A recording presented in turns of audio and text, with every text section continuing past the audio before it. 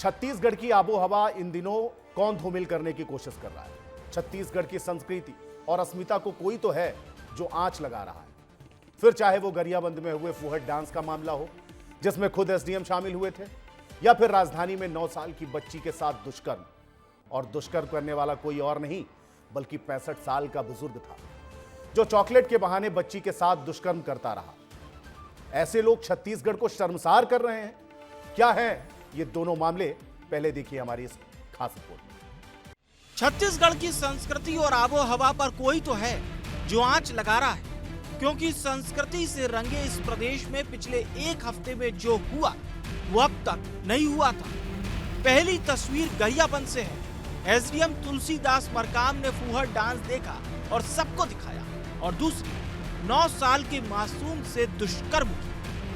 इस तस्वीर में जो बुजुर्ग आपको नजर आ रहा है 65 साल का है, और रेपिस्ट इस दरिंदे ने 9 साल की मासूम के साथ दरिंदगी की। बच्ची को यह दरिंदा चॉकलेट का लालच देता था और दुष्कर्म करने के बाद धमकी। 5 दिन लगातार ये कारनामा हुआ। डरी सहमी बच्ची के पेट में जब दर्द हुआ, परिजनों के पूछने पर पूरे मामले का खुलासा हुआ। आरोपी को गिरफ्तार किया गया है।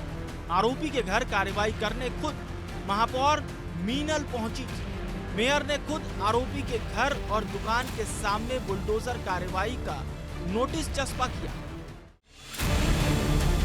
मैं खुद वहां पर गई थी और उनके दुकान पर हमने नोटिस चिपका करके आ गए हैं, और उनको 15 दिन का समय नोटिस के बाद दिया जाता है। 15 दिन बाद कार्यवाही सुनिश्चित है।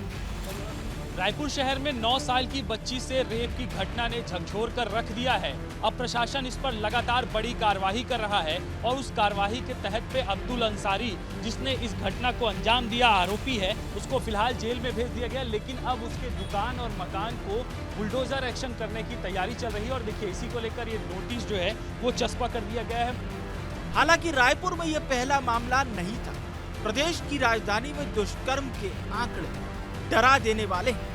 सिर्फ 2025 में रायपुर से दुष्कर्म के 280 केस सामने आए। साल 2024 में दुष्कर्म के 247 मामले दर्ज हुए थे। वहीं 2023 में 223 दुष्कर्म के केस सामने आए।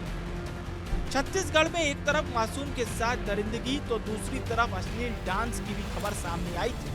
गरियाबंद के एसडीएम साहब सांस्कृतिक कार्यक्रम की आड़ में फुहड़ डांस देखने गए थे।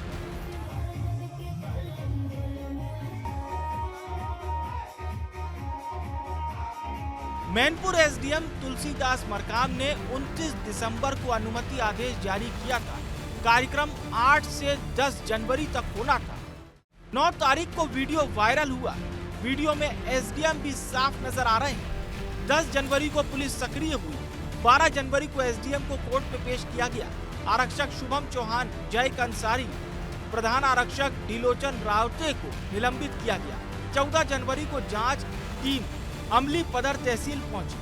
15 जनवरी को रिपोर्ट तैयार हुई और 16 जनवरी को एसडीएम को निलंबित किया गया। सारे सबूत हाथ में थे, लेकिन कार्रवाई करने में 5 दिन लग गए। क्यों पता नहीं। खबर ने जब तूल पकड़ा, विस्तार न्यूज ने प्रमुखता से दिखाया तो कार्रवाई करनी पड़ी। गरियाबंद के अलावा रायपुर में दुष्कर्म की खबर भी रूह कपा देने वाली है। कुल मिलाकर इन सभी घटनाओं से केवल एक ही सवाल जन्म लेता है कि आखिर छत्तीसगढ़ की फिजा को कौन बिगाड़ रहा है। विस्तार न्यूज के लिए रायपुर से रोहित मिश्रा की रिपोर्ट।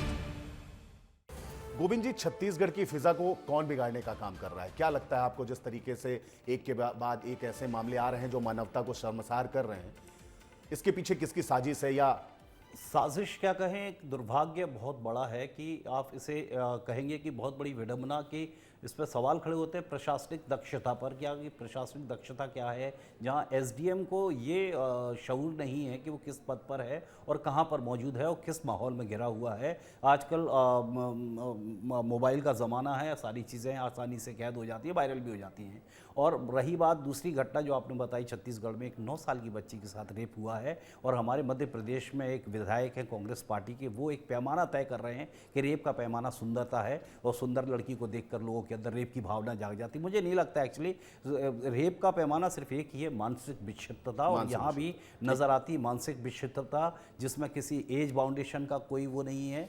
और जिस तरह की जो 55-60 कितने साल के हैं वो खान साहब, हाँ, जिन्होंने 65। रेप किया है, तो मतलब उनकी मानसिक विषमता क्या रही होगी। ऐसे में प्रशासन को कड़ी कार्रवाई बिल्कुल करनी चाहिए। सिर्फ बनाने के लिए रूल नहीं बनाने चाहिए कि हमने शासन मध्य प्रदेश या कोई और राज्य ने कि मैंने तबका ले लिया कि अब जो भी इस पे इस तरह के दुष्कर्म के आरोप लगेंगे उसे फांसी होगी। कितने फांसी के केसेस आए, कितने केसेस आते हैं इस तरह के छोटी छोटी बच्चियों के साथ रेप होता है, बिल्कुल सुनकर ही उनके शरीर में साथ सिहरन होता है। कठोर कार्रवाई होनी चाहिए। लेकिन एसडीएम साहब का वो फुहड़ता वाला डांस देखिए आप, और सरकार को इतना समय लगा सारे सबूत होने के बावजूद उन पर कार्रवाई करने के लिए। मतलब मुझे लगता है कि सरकार को तो तुरंत ही मैसेज देना चाहिए कि इस तरीके की हरकत करने वाले लोगों को बख्शा नहीं जाएगा। मध्य प्रदेश और उत्तर प्रदेश इसका एक बड़ा उदाहरण है। आप देखिए, जब भी किसी नाबालिग के साथ या बच्ची के साथ या बेटी के साथ इस तरीके की घटना होती है या किसी अधिकारी द्वारा ऐसा फुहड़ डांस किया जाता है तो तत्काल एक्शन लेते हैं, चाहे वो योगी आदित्यनाथ हो या मध्य प्रदेश के मुख्यमंत्री डॉक्टर मोहन यादव।